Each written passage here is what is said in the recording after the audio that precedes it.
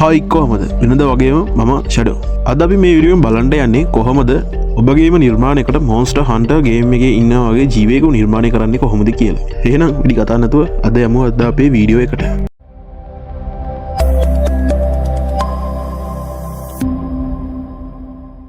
හරි අපි මුලින්ම බලමු මොකද්ද මේ මොන්ස්ටර් හන්ටර් කියන්නේ කියලා.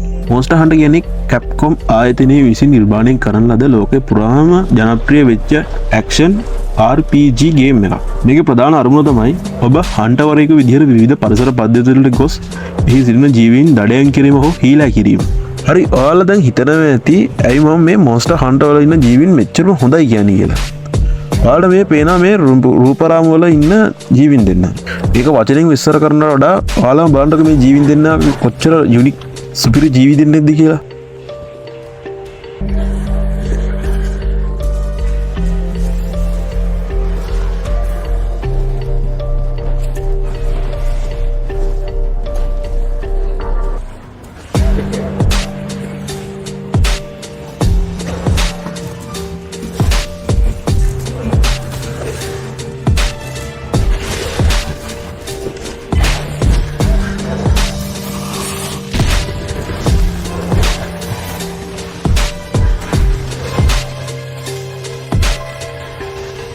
ඔයාලට පේනව නේද මේ මොන්ස්ටර් හන්ටර් එකේ ඉන්න ජීවීන් මොන ලෙවල් එකේ ඉන්නවද කියලා.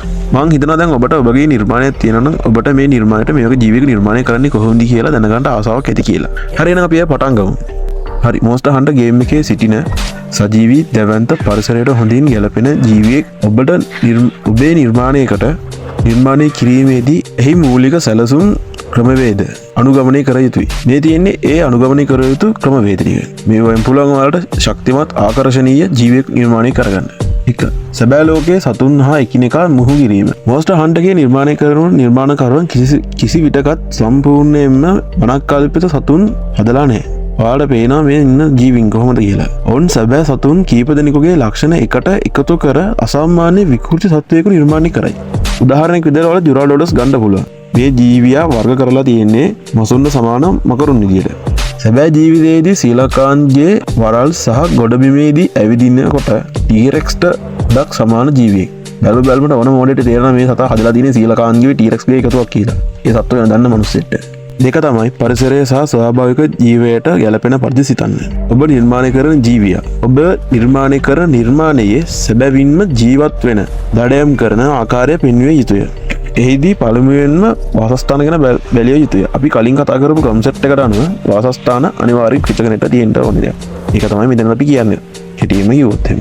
හිතන්න ඔබ නිර්මාණය කරන ජීවියා හිම කඳුකරයේ කාන්තාරයේ නැතහොත් ගිනි කඳු හෝ වනාන්තරයක ඕනෑම පරිසර පද්ධතියක ඔබට ජීවත් වෙන්න අපි දෙන්න ඕනේ. ඊළඟ කොටස තමයි හැසිරීම. ඔබ නිර්මාණය කරන ජීවියා කුණැල්ලෙක් මෙන් ලේ උරා බොන වවුලෙක් මෙන් පියාසර කරන යන්න කලින්ම තීරණය කරන්න ඕනි. ඔයා නිර්මාණය කරන්නේ මොන ජීවියද කියලා ඔයා කලින්ම හිතන්න ඕනි. ඒ අනුව සිරුරට අදාළ අවයව නිර්මාණය කරන්න. ඊළඟට සිරුරේ හැඩය. ඔබ නිර්මාණය කරන නිර්මාණයේ මුලින්ම සත්වයාගේ සිරුරේ හැඩය විතරක් අඳින්න. අභ්‍යන්තර විස්තර කිසිවක් අඳින්න එපා. ඒ කියන්නේ කොටපොතු ඇස් දේවල් අඳින්න එපා. එයින් කුමන හැඩයද වඩාත් ආක්‍රමණශීලී මොකද්ද බියකරු යන්න තෝරාගෙන පසුව එයට විස්තරාත්මක ලක්ෂණ එකතු කරන්න. ඒ කියන්නේ කොටපොතු ආදී එකතු කරන්න. 4. ප්‍රධාන හැකියාවන් එකක් හෝ දෙකක් දෙන්න. අපි කලින් කතා කරපු කන්සෙප්ට් එකම තමයි. මොන්ස්ටර් හන්ටර් වලින් රාක්ෂයන් අනිත් සතුන්ව පරදා වෙනස් වන්නේ ඔවුන් සතු දින විශේෂ හැකියාවන්. ඔබ නිර්මාණය කරන ජීවියා එවැනි එක්කංගයක් හෝ එකතු කරන්න. ඒ කියන්නේ විදුලි සැරයන් නිපදවන්න පුළුවන් විශාල බ්ලේඩ් වගේ තියෙන වලිග හෝ ගිනි පිබින්න පුළුවන් සත්තු. ගිනි හුස්ම තියෙන සත්තු. මේ නිර්මාණකරුවන් මේ ක්‍රමවේද 4ක් භාවිතා කරලා තිනවා. ඒකේ පළවෙනි එක තමයි සැබෑ ලෝකයේ ජීව විද්‍යාව අතිශයෝක්තියට නැංවීම.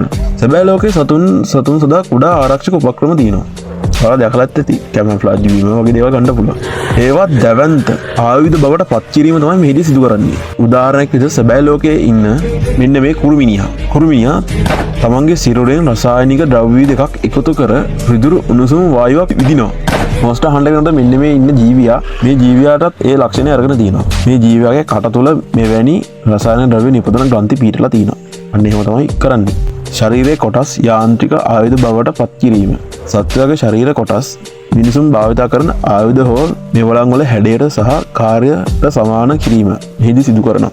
ඒක දෙන හොඳම උදාහරණය තමයි ගැලවනස් කියන්නේ. මේ රාක්ෂයාගේ වලිගය විශාල මන්නයක් වගේ. ඌ එය පොළවේ අතුල්ලමින් රත් කරමින් සතුරන්ට පහර දෙනවා. ඒකට අහුණ කෙනෙක් කැපුණා තමයි. තමයි ඉතින් ආයි.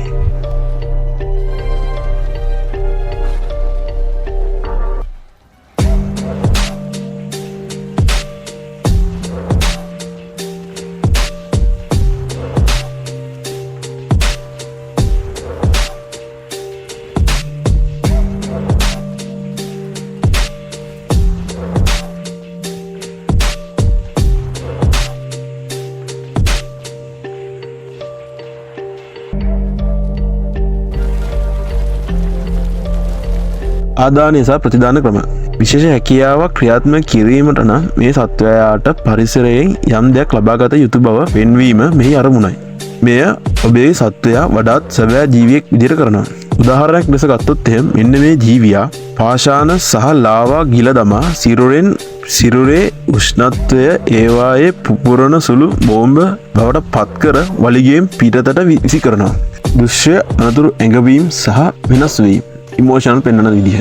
පා නිර්මාණය කරන රාක්ෂයා පහර දෙන්න කලින් යම් කිසි සංඥාවක් දෙන්න ඕනේ. එතකොට තමයි ඒ ක්‍රීඩකයා හෝ ඒ ඉන්න චරිතයට දැන් වගේ මේන් චරිතයක් ඉන්නවනේ. මේන් චරිතයට තේරෙන්නේ මේ සත්‍යය පහර දෙන්න යන කියලා. සහ ප්‍රේක්ෂකයාට තේරෙන්නේ එහෙම තමයි. ඒකට හොඳම උදාහරණය තමයි මේ රූපරාම වලින් තියෙන්නේ.